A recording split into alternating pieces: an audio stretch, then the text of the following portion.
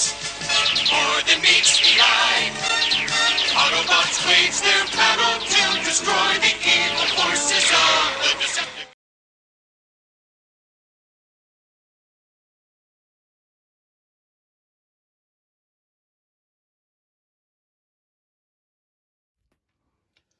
Hello everybody, this is Toys R Us, and for this special figure showcase we're going to be looking at the 1986 Series 3 Decepticon Motormaster.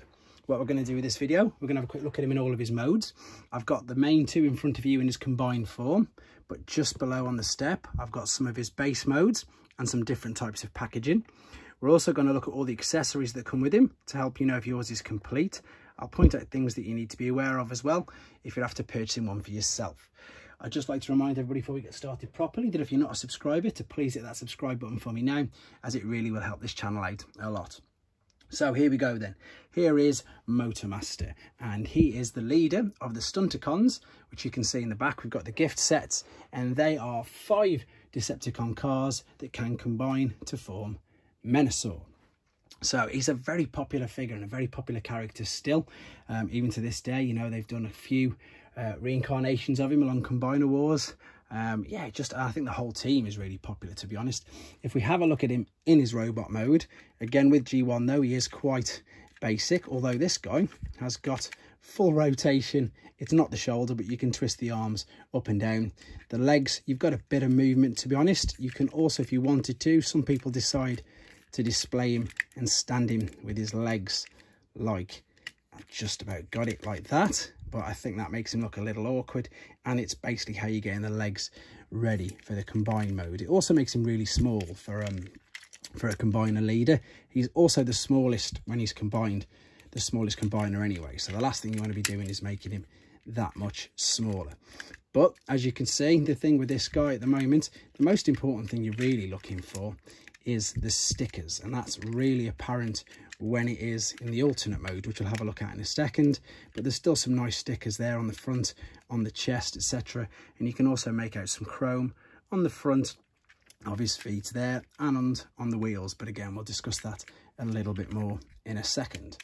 So let's have a look at the alternate mode then. So this is the main alternate mode. This is of course the Kenilworth K100 Aerodyne tractor trailer.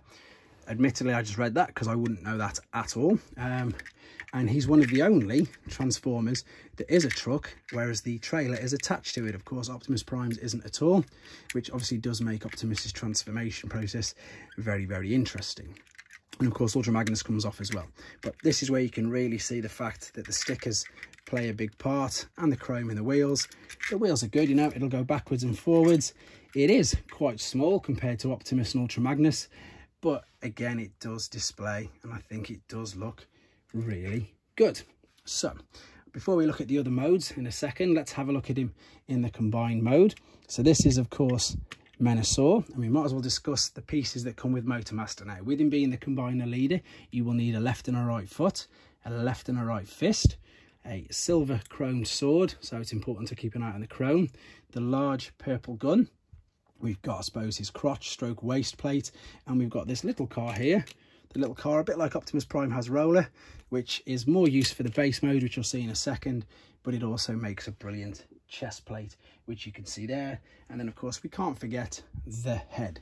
Now some heads had the red eyes and some heads had the silver eyes. This is a known variant, and it's, you know, it's not one's not more rare than the other, it's just a known variant.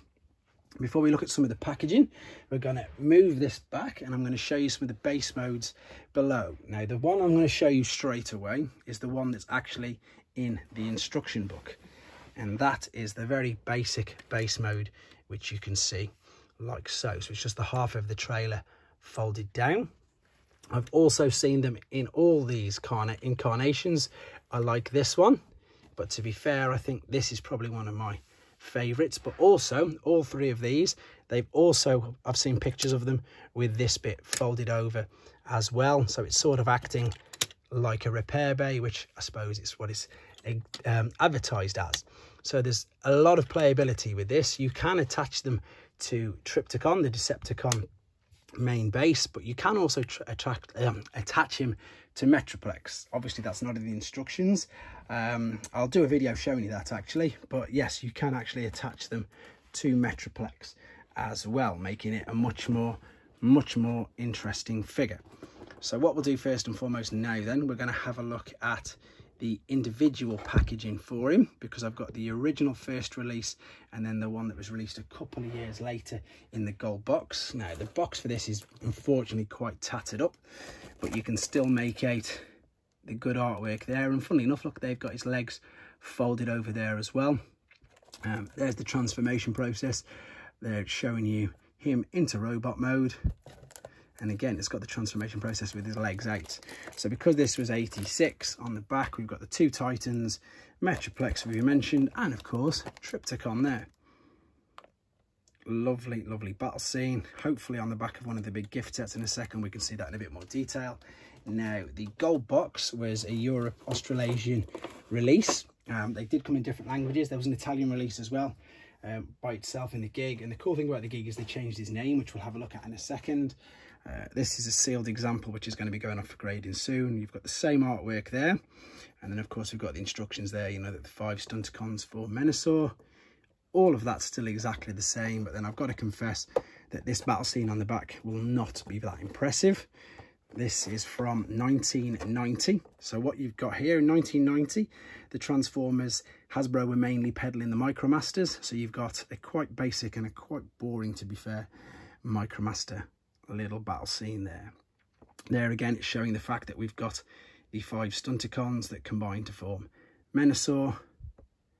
It's okay, but the other one you're about to see in a second is much better. So what we've got in the background, we've got the standard Hasbro and the gig gift sets. There was of course a Takara one, which unfortunately I don't actually own yet, and of course you can see the Motormasters are missing from them because I've got them down on the next shelf in the base display mode. So what we'll do, I'll just move these just in case I knock them over, and we're going to have a look at the Hasbro one first, as I say, because the Italian one's a little more interesting because they do change his name. So there is, can we see, do I need to put it? There's the brilliant artwork for Menasor himself. And if we spin it round, we've got the 85 battle scene on the background there. So we've got the Dinobots, Shockwave, the infamous red tracks. Great piece of artwork. And then if we move over to the gig variant, so for those of you who don't know, Gig was the Italian company that was licensed by Takara to make Transformers in Italy. So a bit like you obviously got Hasbro of America, Seijay was in France, IGA was in Mexico, Gig was in Italy, and they were called Transformers. And instead of being called Menasor, he's called Pentacar, and I'm sure that's something to do with Pent being obviously Pentagon 5s and a car, so 5 car. And then the interesting thing for him, you can see there, his name would be Barracuda. Quite a nice name, to be honest. And if we spin it round, oh no, we've got exactly the same battle scene, the 85 battle scene. And there, of course, it says in the bottom right hand corner, you can see Gig Transformer again. Brilliant artwork though. All right, there we go. So rather than doing the entire lot of Menasor, which I will do eventually soon, but I'm sure you can appreciate that takes up quite a bit of space and time with all the little variants that I've got. So I thought we'd just have a look. I jinxed myself. I picked him up and his foot fell off. That's what's just happened. That's why I'm waiting. There we go. His foot plate just fell off for me. Thank you very much. But there we go. So there is, of course, the 1986 Decepticon Stunticon leader, Motormaster. Hope you enjoyed looking at him. Hope it brought back some nice memories. Like, subscribe and comment again if you haven't already for me, please. And of course, please take care. Thanks for watching. Like and comment, and don't forget to subscribe.